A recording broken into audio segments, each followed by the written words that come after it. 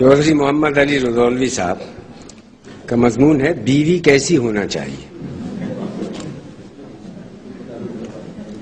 مجھ سے یہ سوال کیا گیا ہے کہ بیوی کیسی ہونا چاہیے۔ میں کہتا ہوں بری بیوی کوئی مجھ کو دکھا دے تو میں اس سوال کا جواب دوں۔ میں اس کا بھی دعوے دار ہوں کہ میں نے آج تک کوئی بدصورت عورت بھی نہیں دیکھی۔ آنکھیں رکھتا ہوں، دنیا دیکھی ہے، اگر ہوتی تو آخر میں نہ دیکھتا۔ ہمارے پڑوس میں ایک میاں بیوی رہتے ہیں جن کا جوڑا پوری طور سے مل گیا ہے۔ یہ دونوں آدمی انتہا درجے کے کاہل، پرلے سرے کے جھوٹے اور حد کے ناکارے ہیں، مگر جب دیکھیے دونوں قمریوں کی طرح ایک دوسرے کے ساتھ ہیں، گل بھیاں ڈالے بیٹھے ہیں۔ ان کے 2 بچے ہیں، کسی نے ان بچوں کا دھویا ہوا منہ کبھی نہیں دیکھا۔ کپڑے ان لوگوں کے تن پر سے کٹ کے گر جاتے ہیں مگر دھوبی کو دینے کی توفیق نہیں ہوتی۔ بچوں کے کپڑوں میں ذری سی پھونک بڑھ کے نیچے سے اوپر تک پہنچ جاتی ہے اور پھٹ کر علیحدہ ہو جاتی ہے، مگر سوئی تاگے کی شرمندہ نہیں ہوتی۔ میں نے ایک دن اس عورت سے پوچھا تمہارے میاں تم کو چاہتے ہیں؟ کہنے لگی اتنا چاہتے ہیں کہ کھانا لیے بیٹھے رہتے ہیں مگر بغیر میرے نہیں کھاتے۔ دوسری مثال محبت کی یہ دی کہ کل صبح بٹیر کے شکار کو جا رہے تھے۔ میں نے کہا روز جاتے ہو مگر کبھی ایک پر بھی گھر میں نہ آیا۔ بس غصے میں ایک ڈنڈا میری پیٹھ پر رسید کیا۔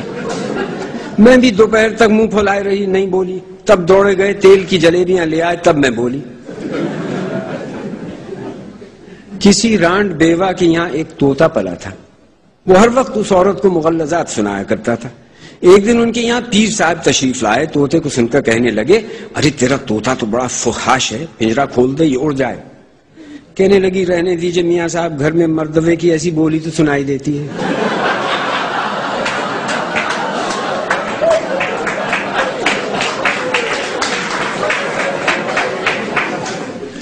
میرے ایک دوست ایک ڈپٹی صاحب کا حال بیان کرتے ہیں کہ وہ دورے پر تھے، میں ان سے ملنے گیا، معلوم ہوا کہ ڈپٹی صاحب غسل فرما رہے ہیں، یہ بیٹھے رہے۔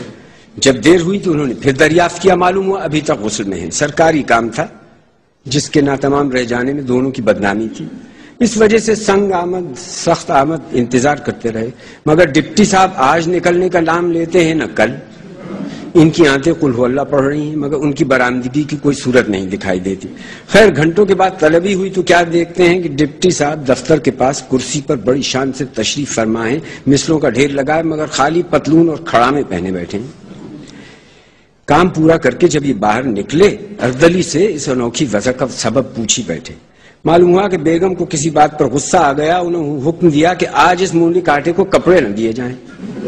خیال تو کیجئے جاڑوں کا مہینہ، خیمے کی زندگی، لیکن اگر ڈپٹی صاحب کو یہ باتیں پسند ہیں تو ہم آپ برا ماننے والے کون؟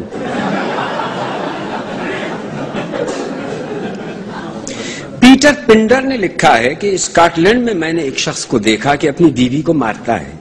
مجھے ایسا جوش پیدا ہوا کہ میں گھر میں گھس گیا اور اس عورت کو بچانے لگا۔ میرا یہ کرنا تھا کہ دونوں میرے اوپر پلٹ پڑے اور مجھ کو باندھ کے باہر کر دیا۔ لیجئے صاحب ہم تم راضی تو کیا کریں قاضی؟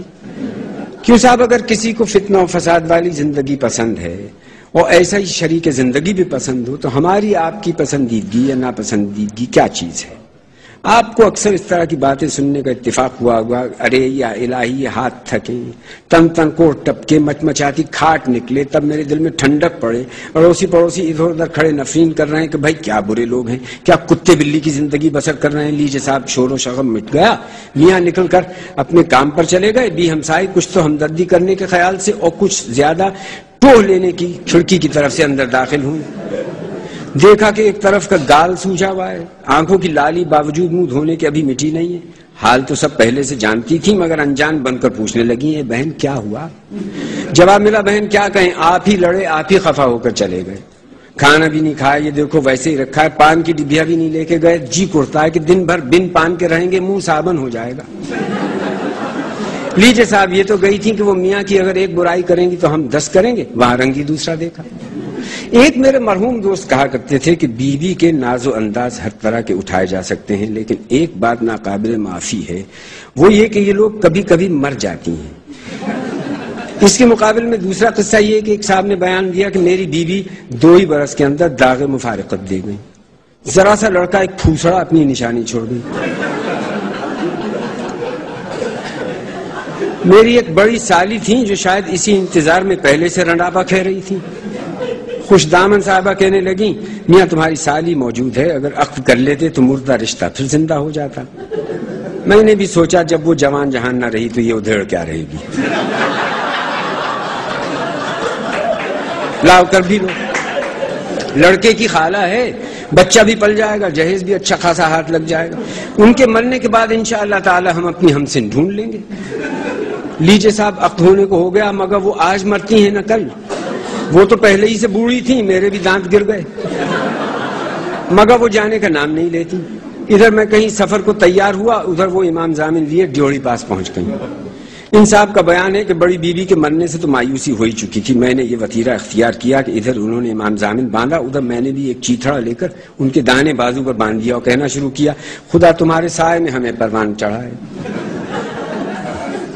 اب ذرا غور فرمائیے کہ اگر ان صاحب کو کہیں ہم نے صلاح دی ہوتی کہ بڑی سالی سے کر لو تو خدا واسطے ہم ہی تو بدنام ہوتے۔